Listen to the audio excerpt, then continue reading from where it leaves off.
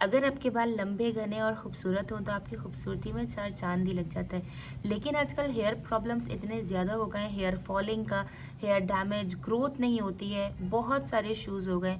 तो आज मैं आप लोगों को एक ऐसी बात बताऊंगी जिससे आप लोगों के ये सारे प्रॉब्लम्स सॉल्व हो जाएंगे। अस्सलाम वालेकुम, welcome back to my YouTube family. I hope आप लोग सब बिल्कुल खैरियत से होंगे और बिल्कुल सेफ होंगे। सो आज की वीडियो में हम करेंगे hair care routine. Hair care routine इतनी ही ज़रूरी है जितनी कि हम अपने फेस की केयर करते हैं, अपनी हेल्थ की केयर करते हैं, इसी तरह हमारे हेयर की केयर की बहुत ज़्यादा ज़रूरत होती है। जैसे कि आप लोगों को पता है कि हेयर फॉलिंग बहुत ज़्यादा होती है, हर मौसम के हिसाब से हेयर फॉलिंग बहुत ज़्यादा होने लगती है। जब बहुत ज़्यादा हेयर फॉलिंग हो जाती है तो उसके बाद क्या होता है, आपके बाल इतने ज़्यादा पतले हो जाते हैं, उनका टेक्स्चर ऐसा हो जाता है कि बिल्कुल आराम से टूट जाते हैं। और सेकेंड चीज़ ये कि वो डैमेज होना भी फिर शुरू हो जाते हैं, फ्रिजनेस उनके अंदर ऑटोमेटिकली आ जाती है।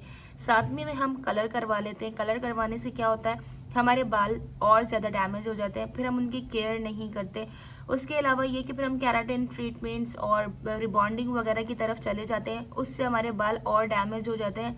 लोग समझते हैं कि स्ट्रेट हो रहे हैं, लेकिन स्ट्रेट नहीं, एक्चुअली वो डैमेज हो रहे होते हैं। तो इन सब चीज़ों के लिए क्या होता है कि आपको हेयर केयर रूटीन करनी होती है, अपना हेयर केयर करना होता है, क्योंकि ये बहुत ज़्यादा ज़रूरी है। जैसे प्लांट्स को पानी की ज़रूरत होती है, इसी तरह जो है ना, हमें हमारे बालों को भी इन सारी चीज़ों की ज़रूरत पड़ती है। मैं ये नहीं कह रही कि सारी चीज़ें ले लें, लेकिन जो आपको आपके पास अवेलेबल है एटलीस्ट उन चीज़ों का इस्तेमाल करें। मैंने इनके DIY भी बनाए हुए हैं, उसके अलावा प्रोडक्ट्स भी मैं आप लोगों को शो करवा रही हूँ। So let's start video. सबसे फर्स्ट यहाँ पे मेरे पास है हेड एंड शोल्डर। तो आपके पास एक अच्छा शैम्पू होना चाहिए जिससे आपके डैंड्रफ अच्छे से रिमूव हो जाए, आपके बाल अच्छे तरीके से सॉफ्ट हो जाए। तो आपको शैम्पू कितने टाइम करना होता है, आप जैसे कि रेगुलर कर रहे होते हैं लोग, तो उनमें क्या होता है, बाल बहुत ज़्यादा गिरना शुरू हो जाता है। रोज़ शैम्पू कभी भी नहीं होता, क्योंकि इसके अंदर इतने ज़्यादा केमिकल्स होते हैं कि जो है वो आपके हेयर को ख़राब कर देता है, आपके हेयर को डैमेज भी कर देते हैं, ये शैम्पू भी। ठीक है, तो सबसे पहली चीज़ ये कि आपने अपनी किसी भी केयर के लिए, यानी कि अगर आपकी स्किन है, हेल्थ है या फिर आपके हेयर है, तो आपने कोई भी जो है नॉर्मल चीज़ नहीं यूज़ करनी। मीन्स नॉर्मल का कोई भी डुप्लीकेटेड चीज़ें होती हैं या फिर ऐसी जो मतलब कि डिफ़ॉल्टेड चीज़ें होती हैं, लोग अमूमन यूज़ कर लेते हैं कि चलो कहीं से भी नॉर्मल बाज़ार्स वगैरह से ले लेते हैं कि चले हम अपने बालों में ट्राई कर लेते हैं। तो ये सारी चीज़ें नहीं करनी होती हैं। आप एक दफ़ा अपने इन्वेस्ट करें प्रोडक्ट पर, और अच्छा प्रोडक्ट होना चाहिए ताकि आपके बालों में कभी भी कोई प्रॉब्लम नहीं हो। तो ये वाला जो हेड एंड शोल्डर है ये काफ़ी अच्छा ही एंटी डैंड्रफ शैम्पू है, इसके अंदर आलमंड ऑयल भी होता है। तो ये जो है ना शैम्पू काफ़ी अच्छा है, इससे आपके बाल मॉइस्चराइज भी हो जाते हैं। इसके अलावा भी मैंने 2-3 शैम्पूज़ के रिव्यू दिए हैं, क्योंकि मैं शैम्पूज़ वैसे भी चेंज करती रहती हूँ। आपको भी चेंज करना चाहिए, चेक करना चाहिए कि उससे आपके बालों में कितना फ़र्क पड़ा। तो शैम्पू हमेशा आपने वीक में 2 टाइम्स लगाना होता है। आप बेशक 10 दफ़ा नहाएं, लेकिन शैम्पू आपने नहीं करना होता है। शैम्पू आपने जो है ना वीक में पूरे 2 टाइम्स करना होता है। तो एक शैम्पू मैं ये वाला यूज़ करती हूँ, और इसके अलावा एक शैम्पू मैं ये वाला यूज़ करती हूँ, लाइफ बॉय। लाइफ बॉय मैं हमेशा से यूज़ करती हूँ, क्योंकि ये एक हर्बल शैम्पू है, इसके अंदर कोई केमिकल्स नहीं होते। जो और टाइप्स के शैम्पू होते हैं जिनमें केमिकल्स वगैरह ज़्यादा होते हैं, वो जैसे कि कभी हम मैं यूज़ कर लेती हूँ जब मैं किसी फंक्शन वगैरह में जा रही हूँ, क्योंकि फ़ॉरन रिजल्ट के लिए। क्योंकि ये वाला जो शैम्पू होता है इसके अंदर आपके बाल स्ट्रेट वगैरह कुछ भी नहीं होते, हाँ, लेकिन आपके बालों में प्रॉब्लम्स कभी नहीं होते, क्योंकि ये एक हर्बल शैम्पू है और ये बहुत ज़्यादा पुराना शैम्पू है। तो ये देखिए, इसकी सारी डिटेल्स भी इस तरह से लिखी हुई हैं। तो ये बहुत ज़्यादा पुराना शैम्पू है, इसके साइड इफ़ेक्ट्स कोई भी नहीं है। तो ये मैं रिकमेंड करूँगी कि लाइफ बॉय तो आपने अपनी लाइफ में हमेशा ऐड रखना ही रखना है, क्योंकि ये 100% रियल है।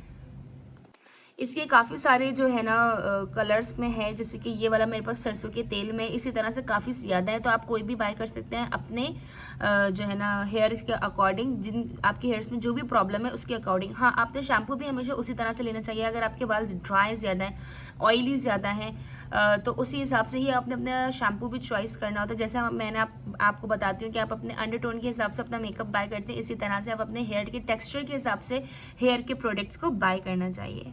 नेक्स्ट हमें अपने बालों में ना सीरम लगाना चाहिए। सीरम से क्या होता है, हमारे बाल अगर बहुत ज़्यादा फ्रीजी हैं, सेट नहीं होते, तो बार बार ऑयलिंग करने की ज़रूरत नहीं होती, सीरम लगाने की ज़रूरत होती है। अब आप सीरम्स बाय नहीं कर सकते। वैसे लेवॉन का सीरम बहुत ज़्यादा अच्छा होता है, अब तक बेस्ट रहा है।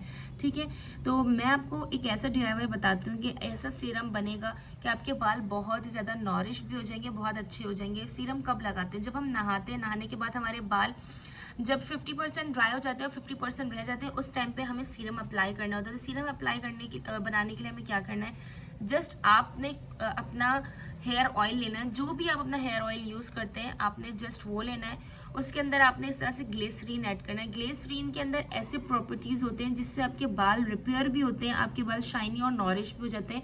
ग्लिसरीन बहुत ज़्यादा इफेक्टिव है आपकी स्किन के लिए भी, आपकी हेयर के लिए भी। तो क्योंकि ये बहुत ज़्यादा गर्म होता है और इससे आपकी हेयर ग्रोथ भी अच्छी होती है। सिंपली आपने जो है ना अपना 1 टाइम का ऑयल लेना है, और ऑयल लेना है, और उसके बाद आपने क्या करना है, इसके चंद ड्रॉप्स यानी कि 3 to 4 ड्रॉप्स आपने इसके अंदर ऐड करने, अच्छे तरीके से आपने इसको मिक्स करना है, एंड देन आपका सीरम मज़ेदार वाला रेडी हो जाएगा।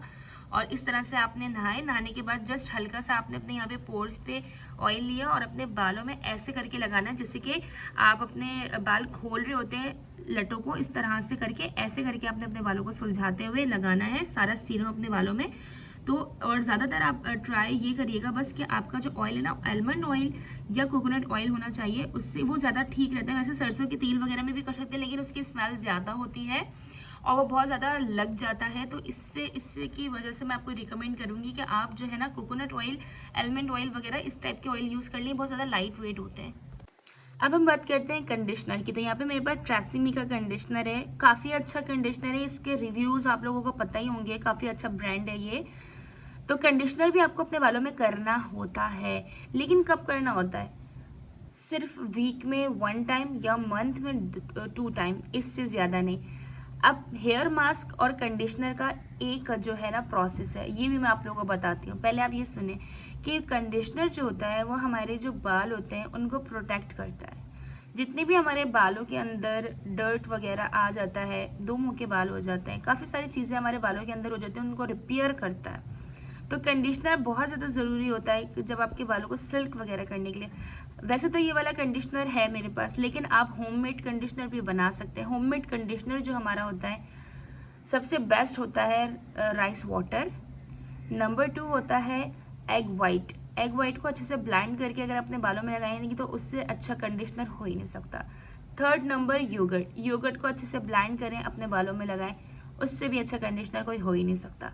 तो ये सारे कंडीशनर्स हैं कि आप अपने DIY भी कर सकते हैं। सेकंड ये कि आप इस तरीके के कंडीशनर भी ले सकते हैं अपने बालों के अकॉर्डिंग, कि आपके बाल किस टेक्सचर के हैं। अब बात करते हैं हेयर मास्क के। अब आप सोच रहे होंगे कि सारी चीज़ें बाय करनी है, तो सारी चीज़ें बाय नहीं कर सकते तो एटलीस्ट बना सकते हैं, और चाहे अपनी हेयर केयर के लिए अपने लिए आप थोड़े पैसे इन्वेस्ट कर सकते हैं। तो यहाँ पे मेरे पास वोकाली का हेयर मास्क है, बहुत ज़्यादा अच्छा है। इसके अंदर विटामिन ई है, प्लस कैराटिन रिपेयरिंग है। ये कैराटिन के टाइम पे भी लोग यूज़ करते हैं, और इस तरीके की हेयर मास्क यूज़ करने से आपको कैराटिन वगैरह करवाने की ज़रूरत भी नहीं पड़ती है। जो हम पार्लर्स में जाते हैं प्रोटीन ट्रीटमेंट करवाने, वो एक्चुअल होता क्या है, प्रोटीन ट्रीटमेंट बेसिकली यही होता है। उनके पास ऑक्सीजन सेल होते हैं, इस तरीके के मास्क होते हैं जिससे वो अच्छे तरीके से आपके बालों में प्रोटीन देते हैं। बेसिकली मास्क जो होता है वो प्रोटीन ट्रीटमेंट होता है, प्रोटीन देता है आपके हेयर्स को। तो अभी जो मैंने प्रीवियस वीडियोस डाली है, फ्लैक्स सीड्स मास्क जो है वो प्रोटीन मास्क ही है बेसिकली। तो आप वो मास्क बना सकते हैं अपने लिए और अपने बालों में लगा सकते हैं। तो प्रोटीन भी हमारे बालों में बहुत ज़्यादा ज़रूरी होता है, तभी हमारे बालों की लेंथ बढ़ती है, ग्रोथ होती है, हमारे बाल शाइन होते हैं, क्योंकि उनमें ज़ाहिर बात है एक टैबलेट हो गई प्रोटीन, तो वो हमारे बालों को मिलता है, तो ऑफकोर्स हमारे बाल बहुत ज़्यादा अच्छे हो जाते हैं। तो मास्क बहुत ज़्यादा होते हैं, DIY आप कर सकते हैं उन मास्क को। एक जो है मैंने प्रीवियस वीडियो में भी बनाया है, तो आप वो भी ट्राई कर सकते हैं। अब जो है कंडीशनर भी लगाना है और मास्क भी लगाना है, ये आप सोच रहे होंगे, तो जी बिल्कुल आपने दोनों चीज़ें लगानी है, दोनों चीज़ों का काम अलग अलग होता है, ठीक है। तो कंडीशनर आपने कब लगाना है, वीक में 1 टाइम आप कंडीशनर लगा लें और 1 टाइम आप मास्क लगा लें। दोनों चीज़ों को एक टाइम पे नहीं लगाना है, दोनों चीज़ों को आगे पीछे दिनों में भी नहीं लगाना है, हफ्ते में बस 1 मरतबा, वो भी अच्छे तरीके से। ये नहीं कि आपने जस्ट लगाया और हटा दिया, कम से कम 10 से 15 मिनट अपने बालों को दें। आप वीक में 1 टाइम तो दे ही सकते हैं। तो ये तरीका होता है मास्क का, और यही तरीका होता है कंडीशनर का, कि 1 टाइम आपने इसको लगाना है, 1 टाइम आपने कंडीशनर लगा लिया, 1 टाइम आपने मास्क लगा लिया। तो अब आ जाते हैं सबसे मज़े वाले पार्ट में, कि जो बालों की होती है चंपी, कितना मज़ा आता है। तो आप ये क्यों नहीं करते अपने बालों में। हेयर ऑयलिंग बहुत ज़्यादा ज़रूरी होती है, लेकिन हेयर ऑयलिंग ज़्यादा करने से हेयर लॉस भी हो जाता है। तो आपको मैं इसके बताऊं, फ़ायदे भी हैं और हेयर ऑयल के नुकसान भी। फ़ायदे ये हैं कि आपके बाल जो है हमेशा सॉफ्ट रहते हैं, आपके बालों में कभी भी जो है हेयर फॉलिंग नहीं होती, कभी आपके बाल डैमेज नहीं होते और बहुत ज़्यादा रिपेयर हो जाते हैं। अगर आपके बहुत ज़्यादा गंदे वाले भी डैमेज हो गए ना, कि जो लाइक जल गए हैं और कट डाउन से जल गए हैं, या फिर कोई भी बहुत ज़्यादा प्रॉब्लम, फ्रिजनेस बहुत ज़्यादा हो गई, तो हेयर ऑयल जो होता है वो ऐसा आपके बालों को रिपेयर कर देता है कि फिर आप सोचते हैं कि कभी हमारे बाल ख़राब ही नहीं हुए थे। तो हेयर ऑयलिंग जो है ना बहुत ज़्यादा ज़रूरी होती है। अब हेयर ऑयलिंग करने का क्या तरीका होता है, लोग लगाते हैं अपने बाल और बालों में लगा के छोड़ देते हैं। नहीं, बिल्कुल ऐसा नहीं करना होता है। हेयर ऑयल लगाने का तरीका जो होता है वो ये होता है कि आपने नहाने से जस्ट थोड़ी देर पहले अपने बालों में हेयर ऑयल लगाया और उसके बाद आपने अपने बाल वॉश कर लिए। जस्ट इसके अलावा और कोई तरीका नहीं होता। या फिर आपने ओवरनाइट लगाया, सिर्फ जस्ट रात में सोते हुए, उसके बाद आपने सुबह अपने बालों को वॉश कर लिया, ये तरीका होता है। लोग क्या करते हैं कि बालों में ऑयल लगा के छोड़ देते हैं। लड़के भी ज़्यादातर रोज़ाना अपने बालों में ऑयल लगाते हैं, उससे आपका हेयर लॉस होता है क्योंकि आपके बाल वेट रहते हैं, और जब आपके बाल वेट रहते हैं तो कमज़ोर हो जाते हैं आपके बाल, ठीक है। तो कमज़ोर होते हैं, टूटना शुरू हो जाते हैं, झड़ना शुरू हो जाते हैं। ऑयल के नुकसान भी है और ऑयल के फ़ायदे भी हैं। फ़ायदे बहुत सारे, लेकिन नुकसान एक है ऐसा कि जिससे आपके बाल ही नहीं बचेंगे, तो फिर कैसा फ़ायदा और कैसा नुकसान। तो सिंपल आपने बालों में ऑयल लगाने का तरीका क्या रखना है कि आपने जो है ना ऑयल को थोड़ा सा गर्म करना होता है, और उसके बाद अपने स्कैल्प पे लगाना होता है, अपनी रूट्स पे लगाना है, एंड देन अपने टेल पर लगाना है। सेंटर पार्ट पे खुद चला जाता है। जैसे कि हम पौधे को पानी देते हैं और हम उसकी सोइल पे जो है पानी डालते हैं, उसकी लीव्स खुद ही खुद अच्छे से ग्रो करने लगती हैं, ग्रीन हो जाती हैं। तो सेम इसी तरह से अपने स्कैल्प को आपने अच्छे तरीके से जो है ना ऑयल लगाना होता है। आपकी जो रूट्स है उन पे अच्छे तरीके से ऑयल लगाना होता है, लेकिन वार्म ऑयल लगाएं ताकि अच्छे तरीके से आपको सुकून भी मिले और अच्छे तरीके से आपके स्कैल्प पे भी लग जाए। फिर आपके बाल लंबे भी होते हैं, घने भी होते हैं, और खुद ही ऑयल जो है रूट्स के ज़रिए आपके बालों में पहुंच जाता है। तो लड़कियों, ये थी आज की हेयर केयर पूरी रूटीन। अगर आपको रूटीन अच्छी लगे तो आपने ज़रूर मेरे चैनल को सब्सक्राइब करना है। कोई भी आपका क्वेश्चन होता है आप मुझे इंस्टाग्राम पे मैसेज कर सकते हैं। कोई आपको चीज़ समझ में नहीं आती, अगर मेरे वीडियो के अंदर मुझे इंस्टाग्राम पे मैसेज करें या फिर मुझे कमेंट करें। यहाँ पे आपकी सारी क्यूरीज का, आपके सारे सवाल का जवाब मैं ज़रूर दूंगी। सो आई होप कि आज से आप लोग भी हेयर केयर रूटीन अपनी ज़रूर करेंगे, और आपको ये हेयर केयर रूटीन कैसी लगी मुझे ज़रूर बताइएगा। मिलते हैं नेक्स्ट अच्छी सी वीडियो में। बहुत ज़्यादा ख्याल रखिएगा। अल्लाह हाफिज़।